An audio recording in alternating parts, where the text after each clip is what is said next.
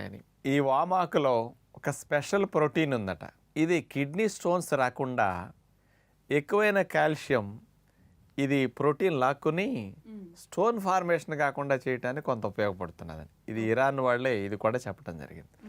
అంటే దీని మీద చూడండి ఎంతోమంది ఎన్నో దేశాల వారు రకరకాల పరిశోధనలు చేశారు. కాబట్టి వామాకులో ఉండే ఔషధ గుణాలన్నిటినీ మనం చక్కగా శరీరానికి అందించగలిగితే ఎంతో సింపుల్గా ఇట్లాంటి సమస్యల నుంచి బయటపడవచ్చు.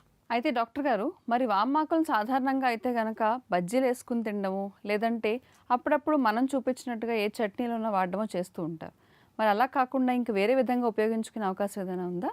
వామాకుల్ని కొంతమంది కూరల్లో కూడా వాడుతూ ఉంటారు. అంటే దాని వాసన వేరు కదా. అవును. ఇంకా వాటితో పాటు అండి ఈ కషాయాలు మనం చేసుకుంటున్నాం కదా, ఆ కషాయాల్లో ఈ వామాకులు వేసి కూడా మరిగించవచ్చు. ఎందుకంటే లంగ్స్కి చాలా అవసరం కదా. ఇది మెయిన్